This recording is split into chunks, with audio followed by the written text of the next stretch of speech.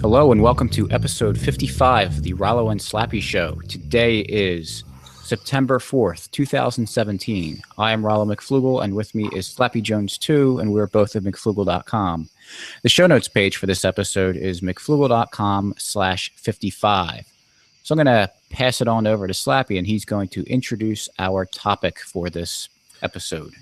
Hey, thanks, Rollo. Thanks, everyone, for listening today.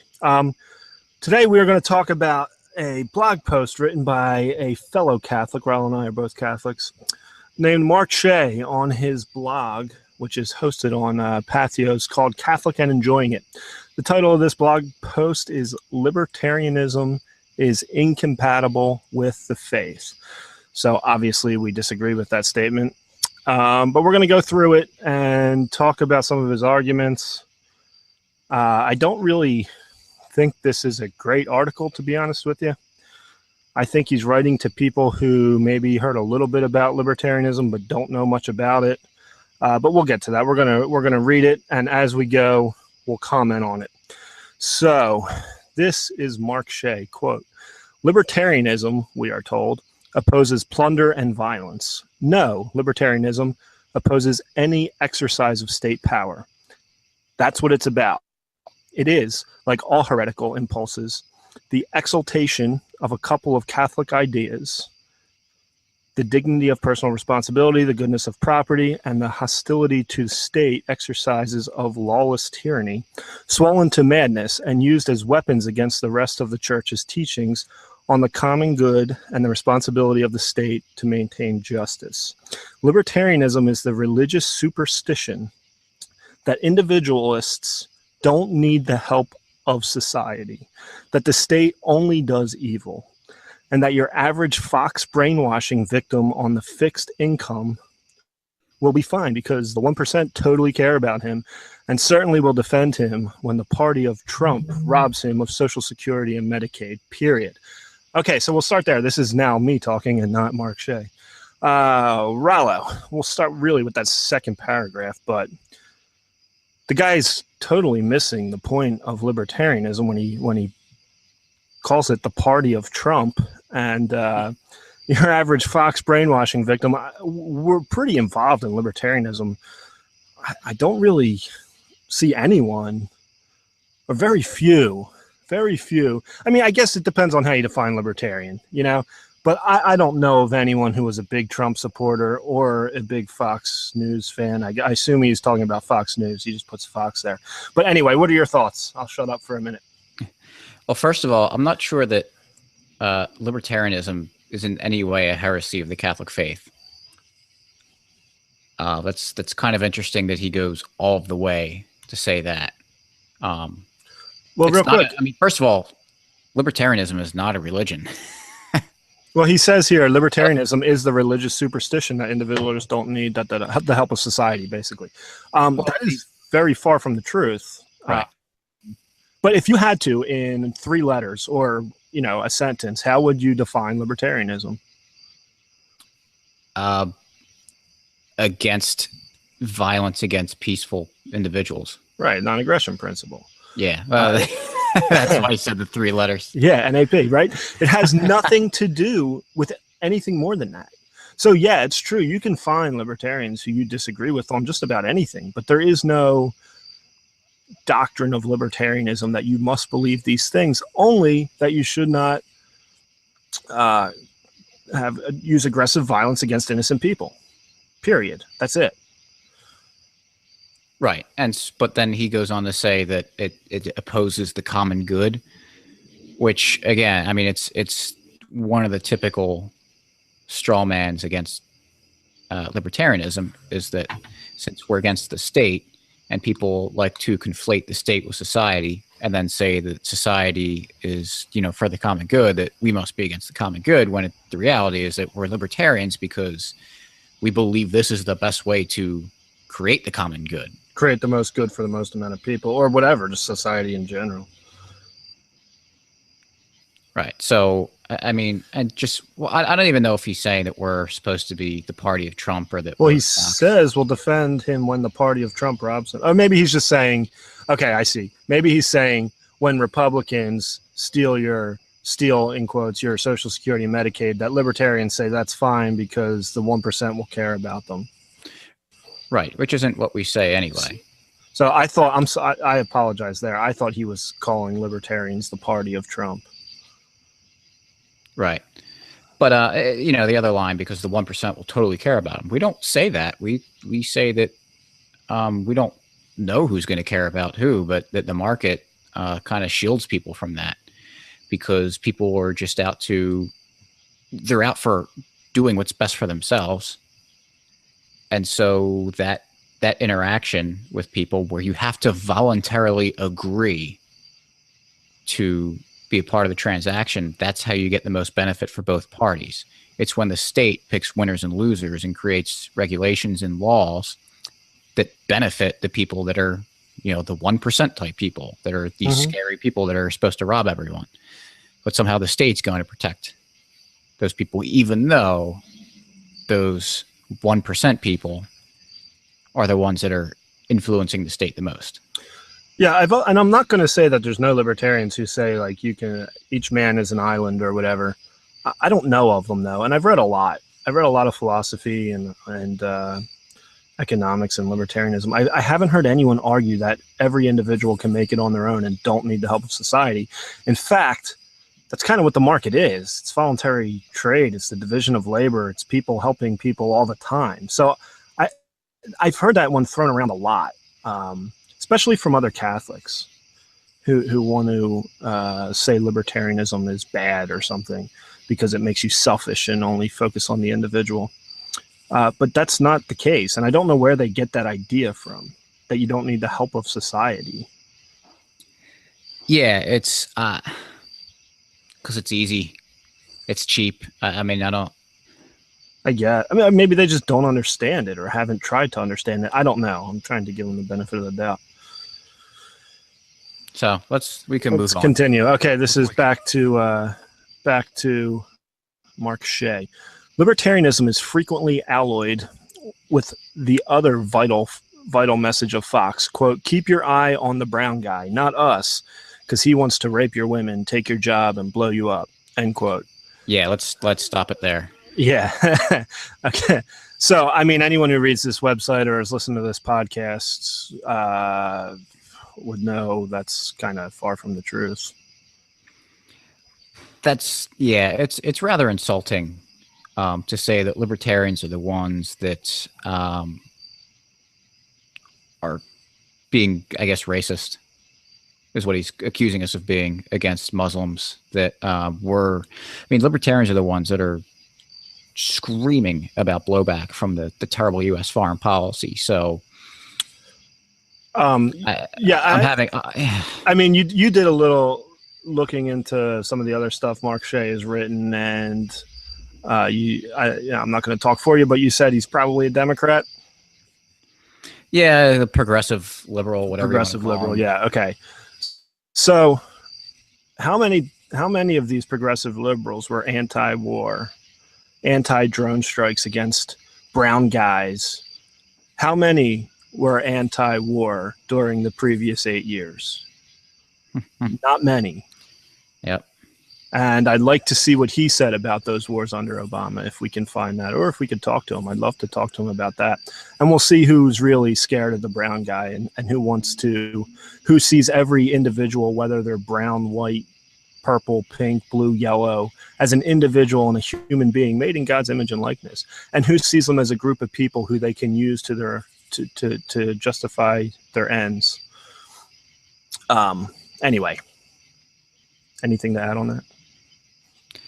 No, just that. Yeah, let's get away from it because I'm going to say something. We could go off the rails because that's really funny, because I think one of the probably the absolute most important part of all, bigger than taxation is theft, is don't kill people. Right. So if I had to pick one thing that I would say that, this is the only thing I'm ever allowed to talk about anymore, it would be war. Yes.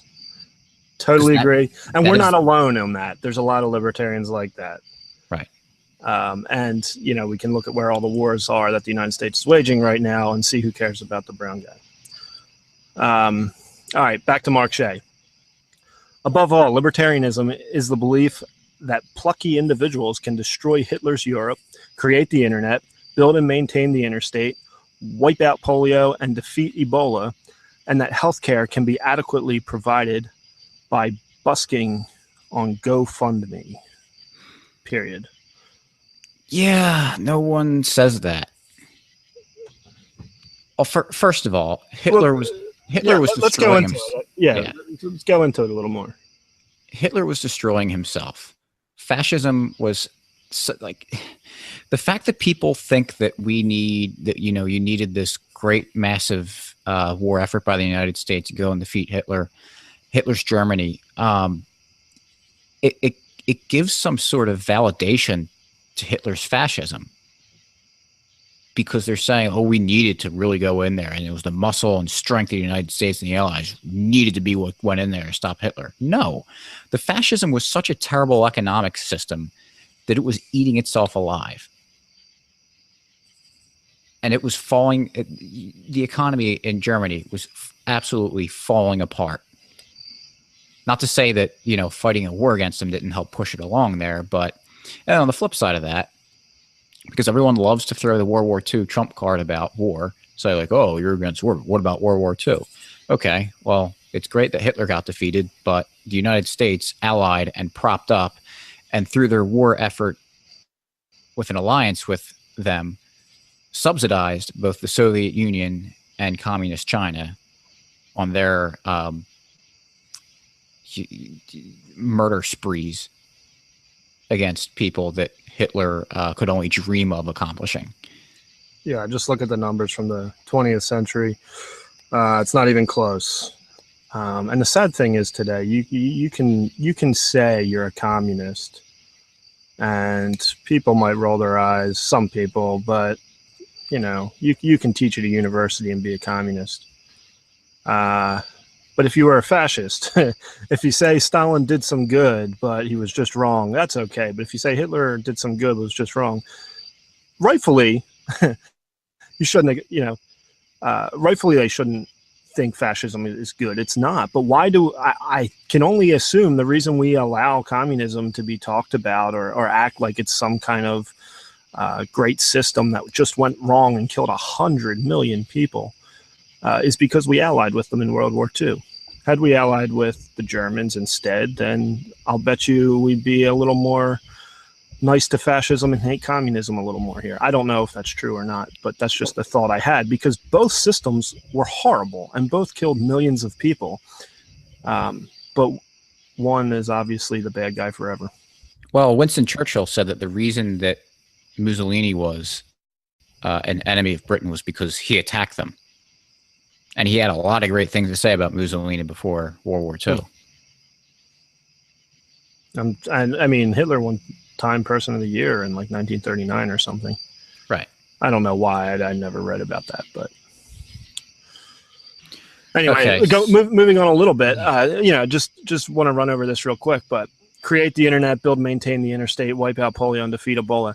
He says individuals will do that. I don't know why or what.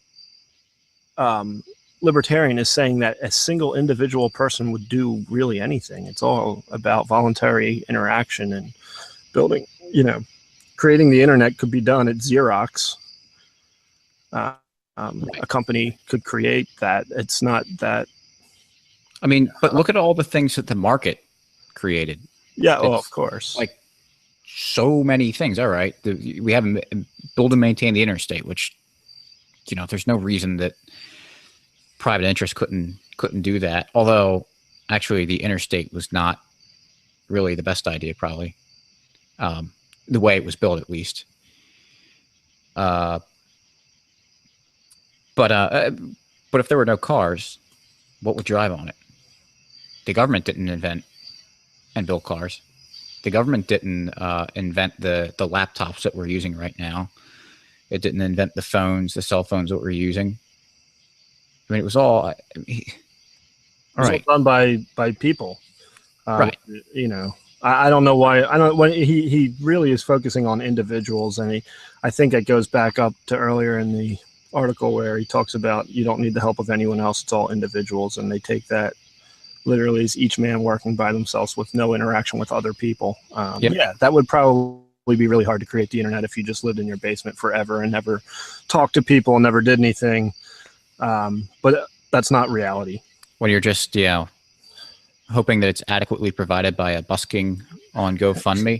Yeah. Has he never heard of like loans from a bank, like getting business loans, or someone going out and getting funding from investors and everything? And there's investment banks that invest billions and billions of dollars on businesses.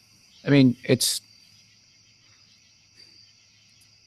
funny because I think I don't think he's ignorant of that stuff, but for the sake of him going after libertarianism and the markets, he just decides to put that all on hold and just kind of ignore all that for the time being while I tear apart libertarianism.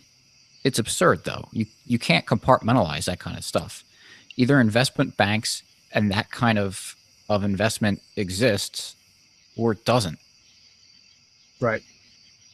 Should we continue with Mark? Yes. It is delusion that if you need to defeat big tobacco for giving you cancer, why, you and a couple of law books you perused can easily take on 9,000 lawyers and win. Okay, first of all, big tobacco does not give anyone cancer. The people who decide to smoke cigarettes give themselves cancer. Right. I mean, that you can make the argument about whether or not tobacco companies know or how they advertise and everything. But at the end of the day, I don't think there's ever been a tobacco company that's forced someone to smoke a cigarette. Not that I know of. And if someone can find an example, by all means, share it. Also, without the state propping up these companies, because, big tobacco might not even exist. There'd probably be a lot more competition. And, yeah, could they have some kind of trade organization that gets together and does things? Probably, maybe some legal defense fund or something. But I think we would see a lot less of these giant companies in a libertarian society than we do in the society we currently live in the United States, because government and the regulations keep competition out.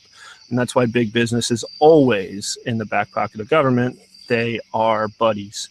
They are not against each other like a lot of people believe, that government is there regulating and making sure companies do the right thing. They work together and they keep out competition, and you see that all the time.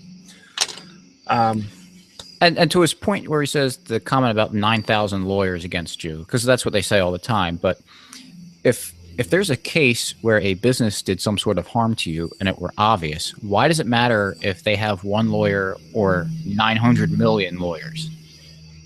Right. You could also if they harmed you, it's a slam dunk that you would win. The problem is, however, is that with all the bad, crazy laws on the book created by whom?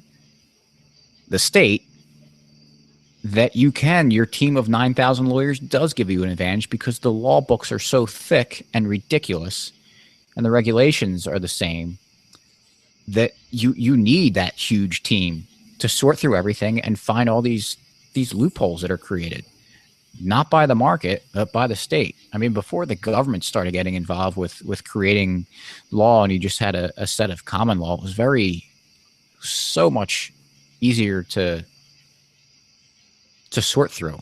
It was simple. Right. If you're living in a society and you're supposed to obey the laws, you shouldn't need a guy who went to law school and practiced law for 15 years to understand them. I mean, we all kind of go through our lives without knowing the rule book, and who knows how many laws you break per day? You have no idea. But we're usually not harming other people. Anyway, continuing with Mark Shea. The libertarian answer to a widow Trump wants to toss into the street so he can grab her land and build a casino is, quote, "You're on your own," end quote. And that the true tragedy is when a state superior court judge interferes to inflict violence on Trump to prevent him from doing as he pleases. But yeah, libertarianism totally opposes plunder. All right, we're going to stop right there. Yeah, let's just do this quickly because we don't want this to be 4 hours, but yeah. What name Mark Shea? I would appreciate if you name a libertarian that is in favor of eminent domain. There are none anywhere, period. Not even the ones who are statist libertarians. No one is in favor of eminent domain. They see that as plunder, as force, as aggression against innocent people. So that's not even libertarianism. So yeah, he comes up later. Well, we'll continue. Let me continue with this because this is where it gets juicy.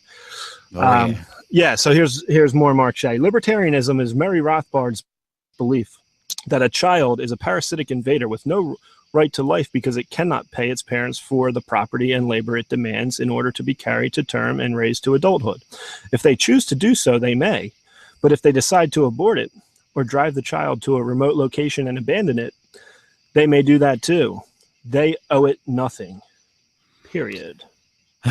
So here's where I'll give him some credit. He found the name of Mary Rothbard. Yes, but you know what's hilarious about that? Do you see that there's a little hyperlink over his name? I'm going to click it right now. The article that he links to is a libertarian saying they disagree with Murray Rothbard's position. That's clever. I just clicked on the link. Where Murray Rothbard went wrong. Children's rights and abortion. That's funny. Like,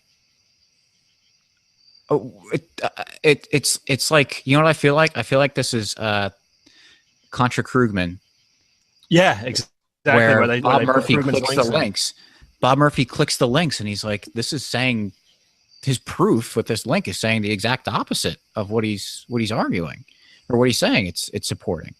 So I wrote a rebuttal to another one of Mark Shea's articles the other day, which is linked in the show notes page, about healthcare, and I go into some of the child-parent relationships. And to put it in a nutshell, and I'm sure Slappy might have something to say to this too, but there's obligations too, and when parents conceive and give birth to a child, there are certain obligations that they have to the child because the child had absolutely no say in being conceived and born. So it's like taking someone on a hot air. It's like if I said, "Hey, Mark Shea, do you want to go on my hot air balloon ride? Go up in my hot air balloon for a ride." He says, "Yeah, sure." And then in the middle of the ride, I say, "Oh, hey, actually, I don't want you here anymore. Since it's my property, I get to throw you out." That would be absurd. Except in that sense, and I agree with you, but in that sense, he agreed to go on, so he agreed to go on your property. Not that means it's okay to throw him out. I'm not arguing that at all. In this case, the child doesn't even agree to be there. The child was put there by the parents. So it would be like you, basically, he's sleeping. You pick him up, take him on a plane. Then he wakes up and you throw him out the door because you say, "This is my plane. You're not allowed here." And he's going, "What are you talking about? I was sleeping in my bed. I ended up on your plane. Now you're throwing me out." Like, that's... And I don't even think Murray Rothbard wasn't saying like, "Oh, and this is good that parents do this." He was just taking his philosophy to its logical conclusion. And I've also written about this if a parent and in the extremely rare case that a parent does just say, "You know what, I don't want to feed my kid anymore," that there are ways to prevent the kid from dying. Right. But still, the bottom... We'll continue on because we could go on for an entire several episodes on the topic of abortion and how libertarians view it. But really, he's going to go into property rights a little more, and that all stems from self-ownership. As Catholics, we could say God owns us, homesteaded us, gave us the rights. But that child has those same rights. And that's not in violation of libertarianism, which is do not commit aggressive violence against innocent people. Yeah, and anyway, on top of all of that, I don't know a single libertarian who says it's a good thing to let kids die. I've never heard that argument. I've never heard a single person say that. Period. Except for, some abortionists. Right, but no, yeah, right. Anyway, I'm going to continue with Mark Shea. Some libertarians will give you the no true libertarian song and dance to deny that Rothbard's insane doctrine speaks for libertarian doctrine. And yes, it is true that there are libertarians who cannot face up to the logic of their own doctrine and who, being better human beings than Rothbard, are therefore worse libertarians than he was. But the reality is that any logically consistent libertarian must come to the same conclusion he did.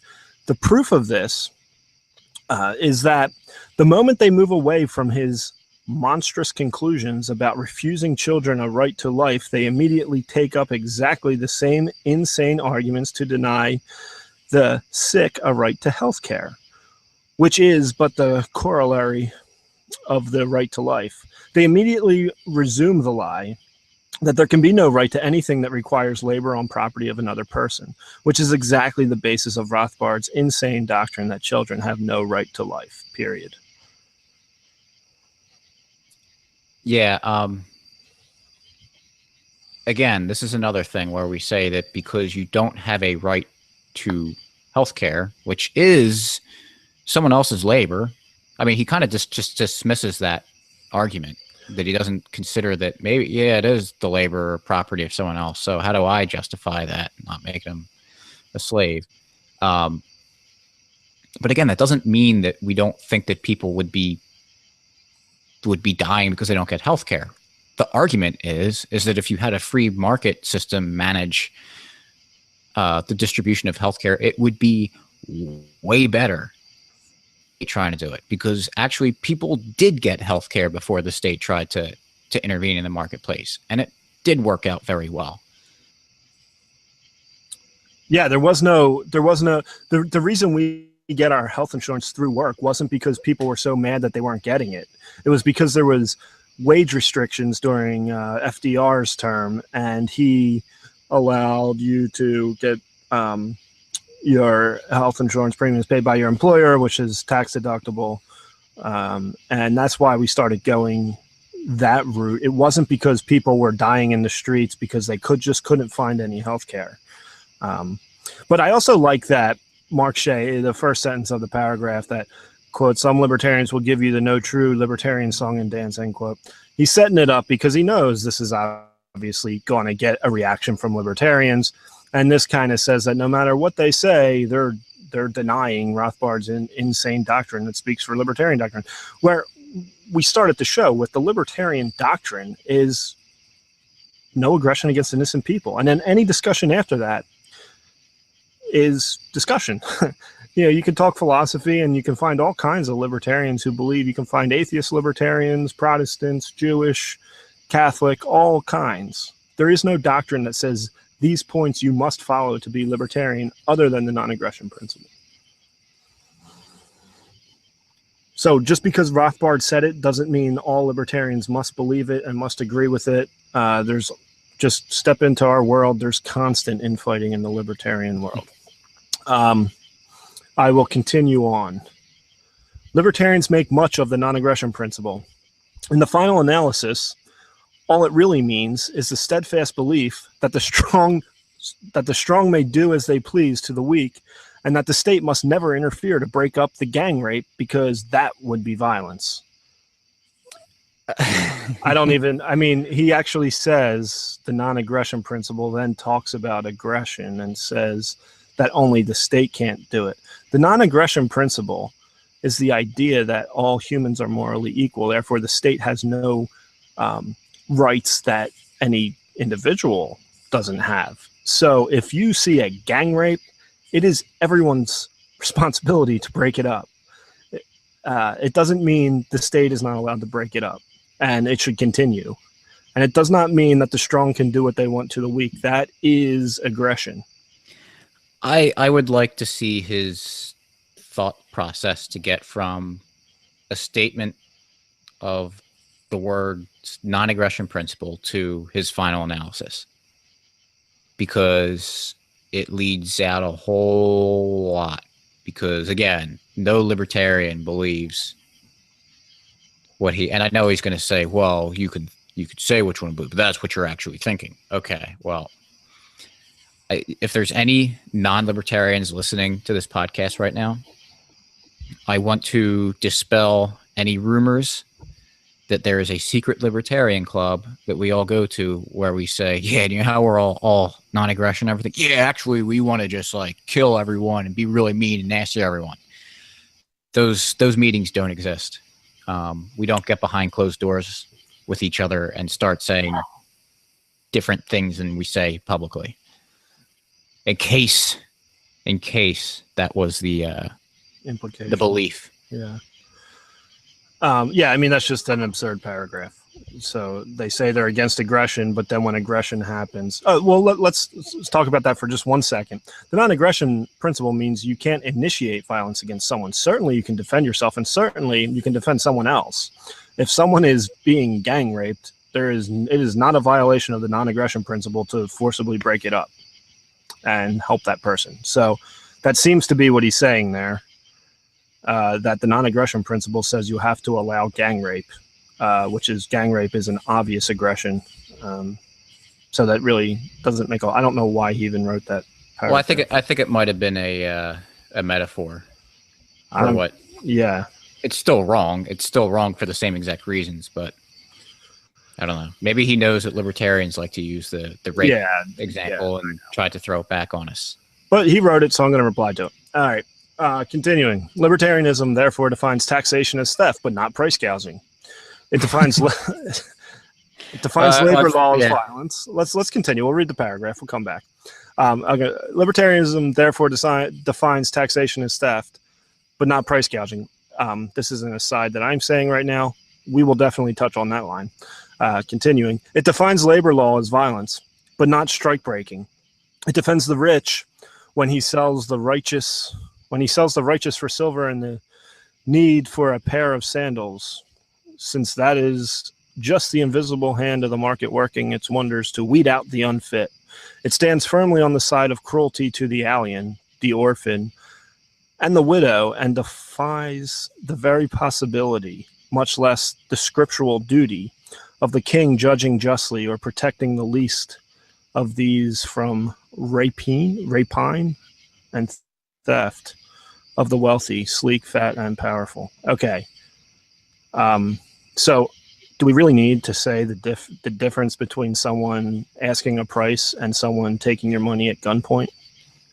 I hope not. I mean, and the same thing for the next one. Labor law is violence, but not strike. They're different things. Like, also, who says libertarians are in favor of strike breaking? It all depends on the situation, right? And what does he even mean by strike breaking? Are the people striking like preventing the business from operating unjustly? Are they like blocking the doors? They're not allowed to do that. And are they just, you know, it's. But again, that first line defines taxation as theft, but not price gouging. Well, we can argue. It is fine as a Catholic, as a Christian. You can argue, if you want, that you should not raise prices during a crisis. You could argue it's the Christian thing to do. But if I say to you, do you want to buy this bottle of water for $100? And you say yes, how is that violence? I don't know. And I'm willing to bet there's several of these companies who were handing out free water in Houston last week. Well, did you see Budweiser stopped production of beer and started just producing cans of water to send out? Right. I did see that. And actually our podcast last week was on price gouging. So listen to that. Right. We don't need to go into that again. So I guess all that Budweiser did was they just went from producing Budweiser to Bud Light. Yeah, exactly. One more thing on this paragraph I want to get to, and then we'll move on. It's just the invisible hand of the market working its wonders to weed out the unfit. That is not what the market does. And if you look anywhere, now we don't have a free market in the world. I understand that. But wherever markets are freer, where there's more voluntary interaction, the poor live better than the poor in these places he seemingly would favor. communist regimes or democratic socialism or whatever you want to call it. Whenever there's free markets, the poor do very well relative to poor in other countries. And just one other quick note where he says it stands firmly on the side of cruelty to the alien. All right, I know that there's the big borders debate among libertarians, but you have to at least acknowledge that there is a huge portion of libertarians who are against border controls and everything. So right, I don't know about what's he talking about, the orphan? I guess he's talking about the welfare state. I guess. But then we can talk about what's real charity. What would Jesus have wanted you to do? Give your time and money to the poor, or have some guy steal money, and take a lot of it and pay other people and pay other people and pay other people, and then like 6 cents of that dollar gets down to the poor. It's not even true charity to have your money taken. Exactly. All right. We're not, I don't even know if we're halfway through this. So really? Let's continue. All right, we'll continue, and we'll be quick. Okay. It is, in short, a heresy that limits the effects of the fall to the state and denies they affect the rich and powerful. It is a heresy that absolutizes property rights over the dignity of the human person, especially the poor human person. It is a heresy that says that man was made for the law, especially property law, and not the law for man. The last line is just that man was made for the law and not law for the man is absurd. Property rights over the dignity of the human person? No, property rights exist because of the dignity of the human person. And that's what helps. Securing good property rights is what helps lift poor people out of poverty, because that is one of the reasons why in a lot of third world countries, people stay poor, is because they don't have adequate property rights.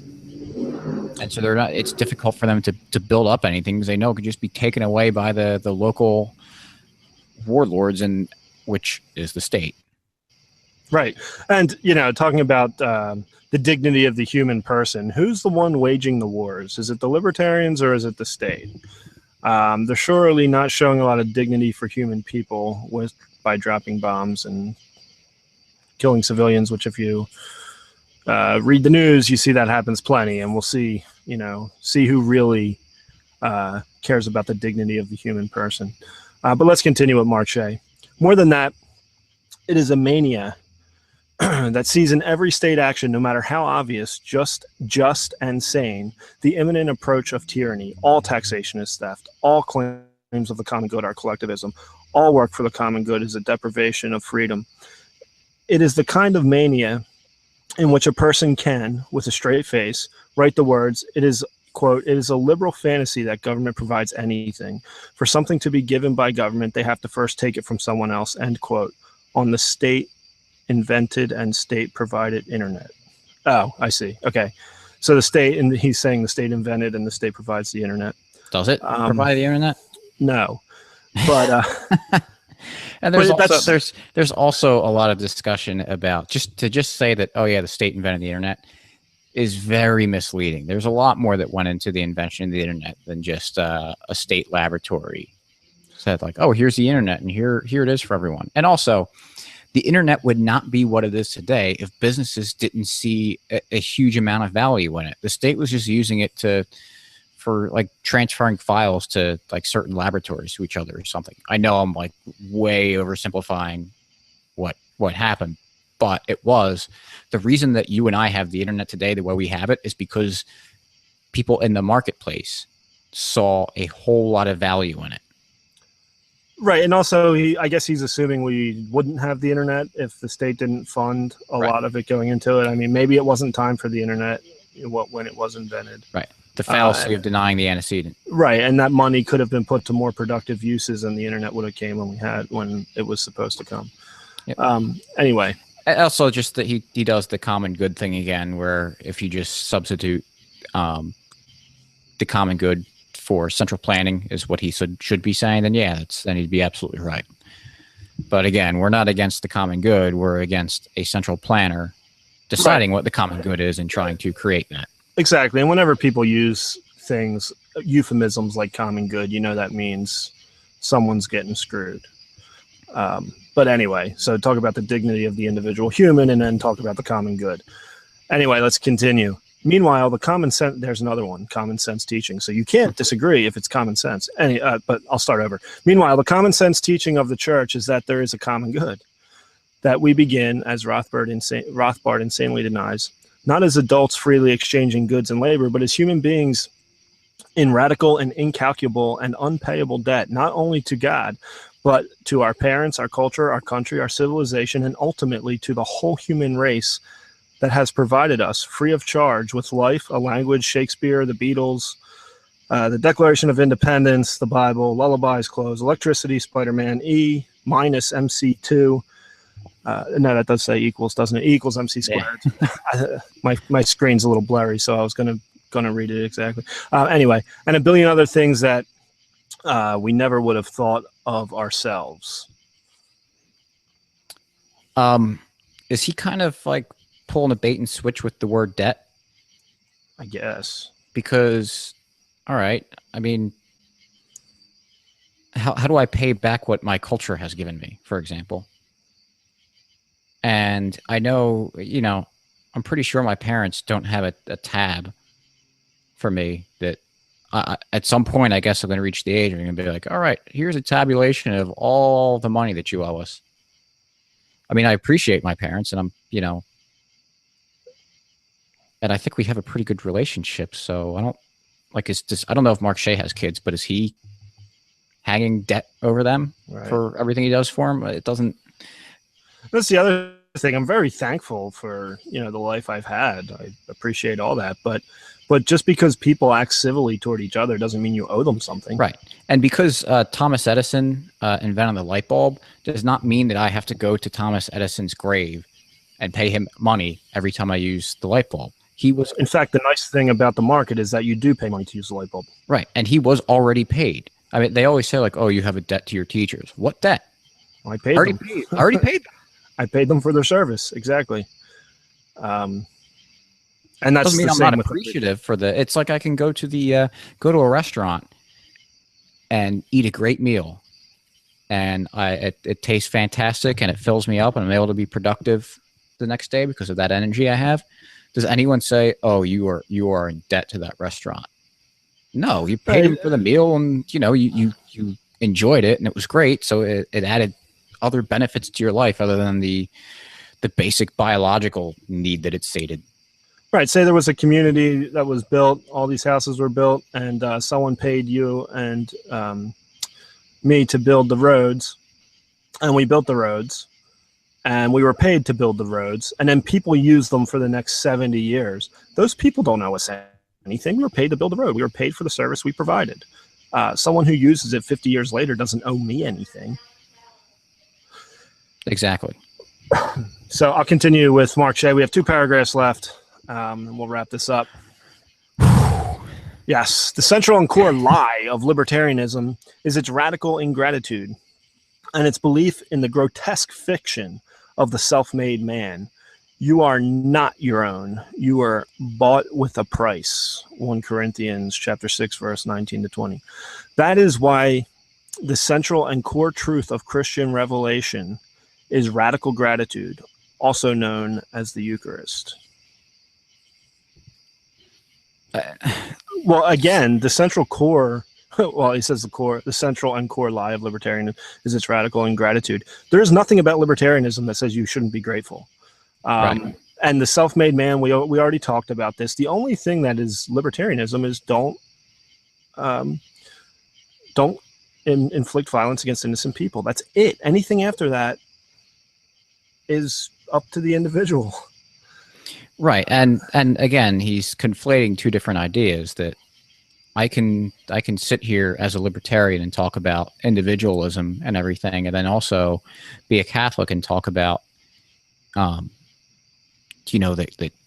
we need God, right, to live. And I don't think there's any contradiction there because we're talking about 2 different things. And if you want to talk, and if you want to combine the 2, then we can certainly do that. but that's not what he's doing. I mean, it's really unfair because, you know, there are plenty of Catholic libertarians, but a lot of libertarians aren't Catholic, or they're not Christian, or they don't have religion, or they're atheists. So they're not, like, when they're talking about the self-made man, how can you then criticize them for not bringing God into it when they're like, that was never, and not to say that, you know, as Catholics, we shouldn't believe that God has a hand in all of this, but he's talking about two different things.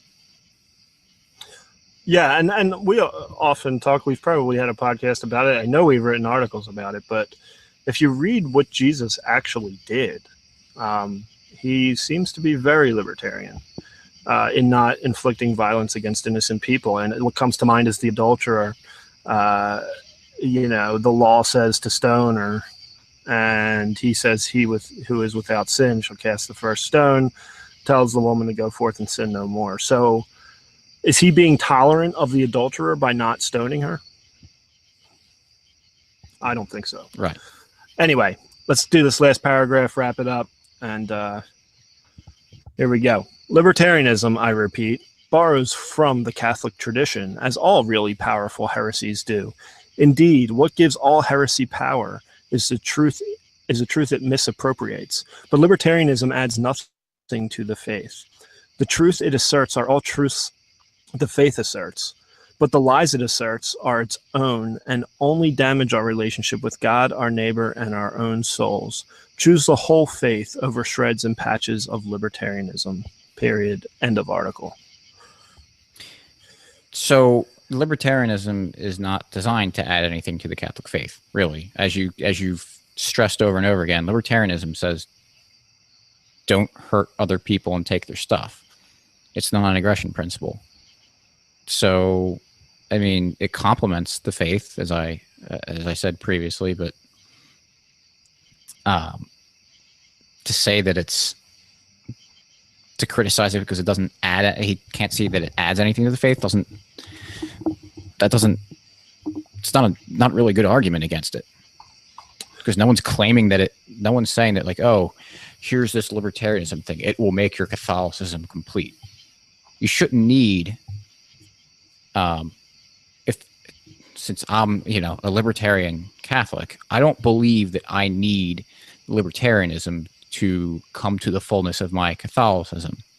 I think that you will get to the same place with both Catholicism and libertarianism independently, which I think strengthens both positions. I agree completely. And philosophies. So, and again, where he just says, you know, he talks about all the lies of libertarianism. I don't want to accuse Mark Shea of being a liar because, you know, I don't know him, but at best, he's just misunderstands libertarianism, and I'll leave it at that.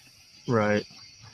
I do want to bring up one more point. I was reading through some of the comments earlier, and there's people thanking him, and this is great and wonderful, and people talk about how libertarians tolerate vices. And I talked about this in a previous paragraph about Jesus not stoning the adulterer. But just because you don't think violence should be inflicted against someone who is participating in these vices that, you know, hurt the soul and hurt your faith and your relationship with God, doesn't mean you tolerate them or accept them or encourage them or are in favor of them or participate in them. You can be, you know, just because we don't think you should throw someone in jail for having a plant, being, you know, if you don't know what I'm talking about, we're talking about marijuana. You don't have to smoke it to go to jail. You just have to have it. That just because we don't think you should be thrown in jail, lose your job, you know, you have a family at home, whatever, doesn't mean we think it's great to be high all the time or live your life high, or, you know, maybe some people will argue that, but that has nothing to do with libertarianism. The idea is you can't inflict violence against that person who is using drugs. You should help that person. You should help that person with their problems and their addictions. And a better solution to a drug problem would be help and caring about that individual and their human dignity instead of locking them in a cage and calling them trash, which, let's be honest, a lot of Catholics, Christians do and encourage and support the war on drugs because they believe drugs are bad, illegal drugs are bad and shouldn't be had. So they think it's perfectly fine to throw them in jail. I think that's wrong. And this wasn't an issue in ancient Rome that Jesus would have ever talked about. But based on the story with the adulterer, I think he would come to the same conclusion that we do. Right. And you're lucky that I'm a libertarian, because since you don't share my affinity for tractors, I would be locking you in a cage otherwise. You remembered. Thought I was getting away with it this week. Please. This week. I keep a notebook next to me. Actually, I don't have it tonight because I'm not cheater. But all I do is just like in big letters. The notes I write for each episode is just like tractor and ways I can fit tractor into the episode. So you know what? You did. I did. So with that, what's your free market story? That I could buy a notebook that I could write tractor in all the time. That was actually the thing I was worrying about. I forgot to ask you if you had any free market stories.